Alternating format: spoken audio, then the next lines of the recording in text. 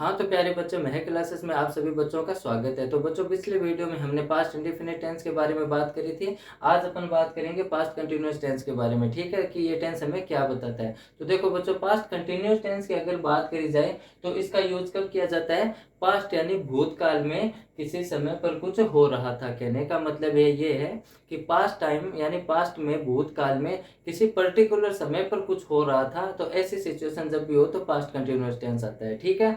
और अगर इस टेंस के पहचान के वर्ड्स की बात करी जाए तो इसके पहचान के शब्द क्या है? रहा था, रही थी या फिर रहे थे। इस टाइप के वर्ड हमें मतलब वाक्य के अंत में देखने के लिए मिल जाएंगे। इस टेंस की अगर एचवी की बात करी जाए तो एचवी आती है वाज या वर। अब किसके साथ हमें वाज लगाना है और किसके साथ हमें वर लगाना है? तो देखो बच्चों, जो सिंगुलर सब्जेक्ट होते हैं, ही, शी, इट या फिर किसी का भी नाम, ठीक है, उसके साथ हमें वाज लगाना है। अब आप ये कह दो कि मैंने आई को मतलब आई का मतलब नाम क्यों नहीं लिया, तो देखो बच्चों, आई सिंगुलर सब्जेक्ट होता है, ये बात सही है, लेकिन पीछे के जितने भी अपन ने वीडियो करे, जैसे present indefinite, present continuous, present perfect या प्रेजेंट परफेक्ट कंटिन्यूअस, तो उनके अंदर आई को मतलब प्लूरल सब्जेक्ट माना गया है, ठीक है ना, यानी प्लूरल के साथ लिखा है। आई बी यू दे देखो, इसके साथ मैंने आई नहीं लिखा है। तो इस टेंस में आपको याद रखना है कि आई यहाँ पर इस टेंस में सिंगुलर माना गया है, तो उसके साथ हेल्पिंग वर्ब क्या आएगी? वो हो जाएगी। और उसके बाद जो प्लूरल सब्जेक्ट बच जाते हैं, जैसे वी, यू, दे या फिर कोई भी प्लूरल सब्जेक्ट हो,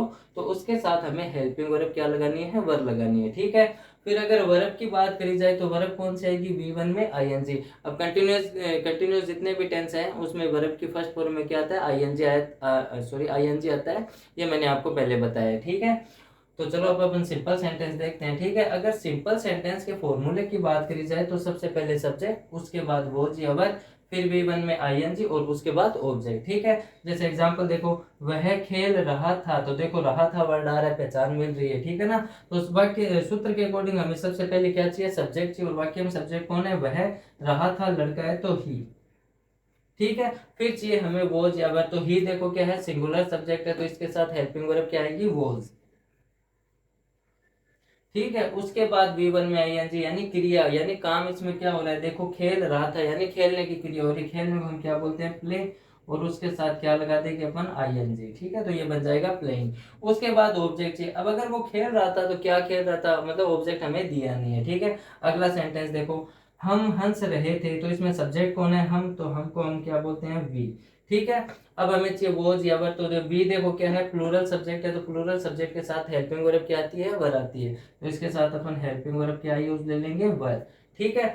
उसके बाद हमें चाहिए V1 में आईएनजी यानी क्रिया। अब इसमें काम देखो क्या हो रहा है? हंस रहे थे यानी हंसने की क्रिया हो रही है, तो लाफ, और उसके साथ हम क्या लगा देंगे? आईएनजी, ठीक है। अब चाहिए हमें ऑब्जेक्ट, तो वाक्य को अगर आप ध्यान से देखो तो इसके अंदर ऑब्जेक्ट नहीं आए हैं, ठीक है।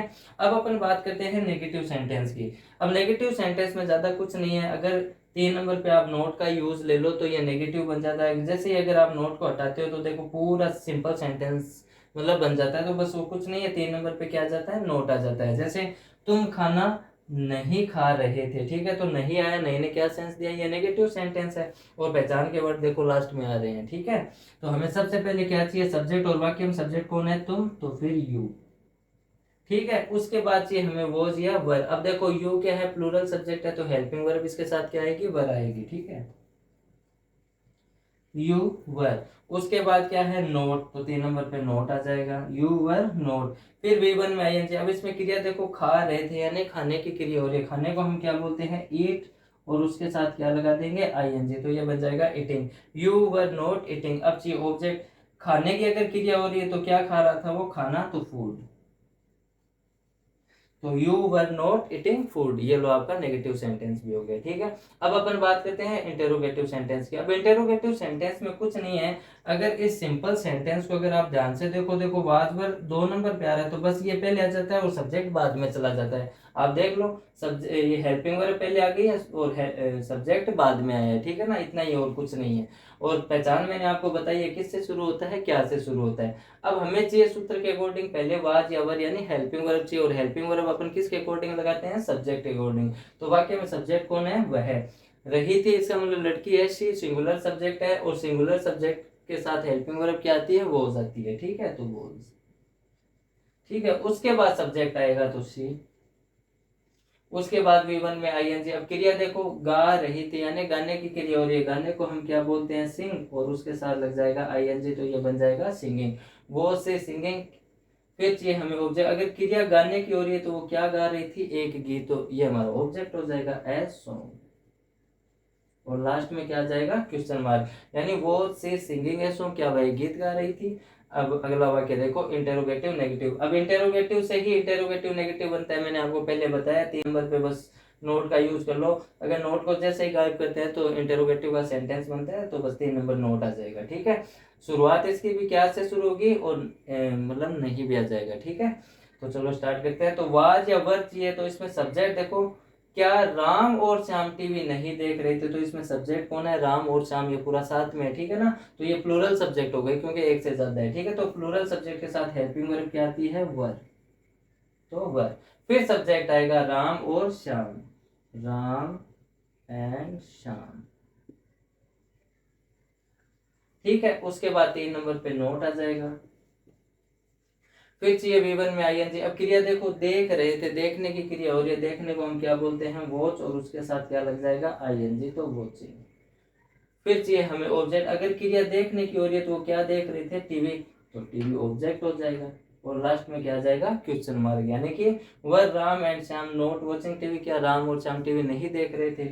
हाँ, तो बच्चा अब अपन बात करते हैं लास्ट सेंटेंस जो है WH वर्ड। ठीक है ना, तो WH वर्ड सेंटेंस के बारे में मैंने आपको पहले भी बताया था कि WH वर्ड सेंटेंस की पहचान कैसे होती है, कि लास्ट में क्वेश्चन मार्क तो आता ही है। ठीक है, और कुछ WH वर्ड फैमिली के मैंने आपको कुछ वर्ड बताए थे जो वाक्य कहाँ आते हैं, बीच में आते हैं। ठीक है ना, तो वो WH वर्ड सेंटेंस कहलाता है। तो इस वाक्य में देखो WH वर्ड सेंटेंस कौन है, क्यों, और सूत्र के अकॉर्डिंग हमें सबसे पहले क्या चाहिए, WH वर्ड चाहिए। ठीक है, तो वाक्य में WH वर्ड कौन है, क्यों, तो इसको बाहर निकाल लेते हैं, तो वाई। ठीक है, उसके बाद हमें चाहिए वॉज या वर, और वॉज या वर किसके अकॉर्डिंग आएगा, सब्जेक्ट के अकॉर्डिंग। तो देखो वह उसके साथ लड़ाई क्यों कर रहा था, तो इसमें मेन काम करने वाला कौन है, सब्जेक्ट कौन है, वह, तो एक वचन है इसलिए हेल्पिंग वर्ब क्या आएगी, वॉज। फिर सब्जेक्ट आएगा, तो वह रहा था, इसका मतलब लड़का है, तो ही। ठीक है, उसके बाद V1 में आईएनजी चाहिए। अब देखो इसमें क्रिया देखो क्यों कर रहा था, अब इसमें जो क्रिया है वर्ब है वो कर रहा था, ये नहीं है। अगर आप इस WH वर्ड को गायब कर दो तो क्रिया देखो लड़ाई करना, यानी इसमें मेन काम क्या हो रहा है, लड़ाई करने का ही हो रहा है, यानी फाइट करने का हो रहा है। ठीक है, क्यों ने तो बीच में आके ये सेंस दिया है कि ये WH वर्ड सेंटेंस है। ठीक है, तो इसमें क्रिया क्या है, फाइट, और उसके साथ अपन क्या लगा देंगे, आईएनजी, तो ये बन जाएगा fighting. Why was he fighting, वह क्यों लड़ रहा था।